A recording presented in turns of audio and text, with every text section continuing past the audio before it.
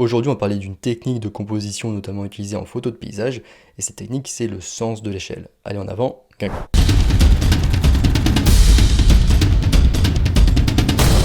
Alors avant de commencer, je vous rappelle qu'en description, vous pouvez accéder à un article qui parle du coup des techniques de composition photo de paysage. Cet article contient 21 techniques de composition, donc ça peut vous intéresser du coup. Et vous pouvez aussi accéder à ma formation gratuite sur les bases de la photographie en description. Donc il vous est sans doute déjà arrivé de faire face à un magnifique et grand paysage s'étendant sur des mètres, voire des kilomètres. Et du coup, vous dégainez naturellement votre grand angle pour faire rentrer tout ça en fait dans le capteur et sur la photo. Puis vous déclenchez, tout content de vous. Vous dites que votre photo va être excellente et grandiose. Mais quand vous rentrez chez vous et vous regardez votre photo sur un écran, elle est assez décevante. L'immensité du paysage tel que vous l'avez vécu physiquement n'est pas retranscrite sur votre photo. Et ça du coup pour deux raisons. La première raison, c'est le manque de profondeur dans votre photo.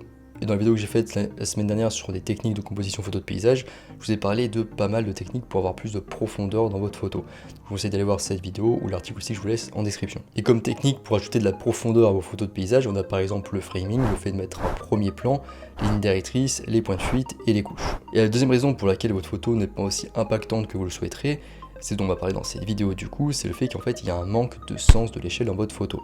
Et ce qui est bien, c'est que la technique pour éviter ça, elle est assez simple, c'est qu'en fait vous allez juste devoir ajouter un élément de référence dans votre photo pour que l'esprit humain puisse évaluer l'étendue de la scène. Et donc un élément de référence, c'est un élément dont on connaît en général la taille, ou au moins on a une idée de l'ordre de grandeur. Et la façon la plus efficace et la plus naturelle d'appliquer une notion d'échelle à une photo de paysage, c'est de placer un humanoïde dans la scène. Donc c'est quelque chose qu'on a déjà pu voir un petit peu avec l'ajout d'un premier plan, qui permet un petit peu d'ajouter de sens de l'échelle et de contexte. Mais ici on va essayer de pousser l'élément de référence un petit peu plus loin que le premier plan. On va plutôt essayer de le mettre environ à un tiers du cadre, ou en tout cas le pousser un peu plus vers le second plan. En général, la technique elle fonctionne mieux comme ça. Et donc cette technique elle peut faire apparaître immédiatement l'énormité d'un élément comme une montagne.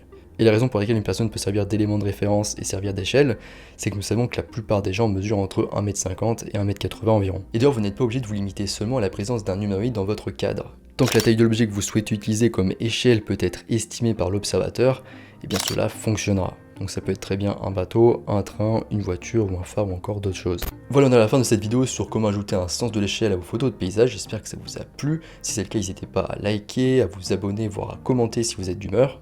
Je vous rappelle qu'en description, je vous laisse du coup l'article beaucoup plus complet sur les techniques de composition qui comprend du coup 21 techniques de composition. Et vous pouvez aussi accéder à ma formation gratuite sur les bases de la photographie. Moi, je vous laisse ici à votre composition et je vous dis à bientôt sur les internets mondiaux.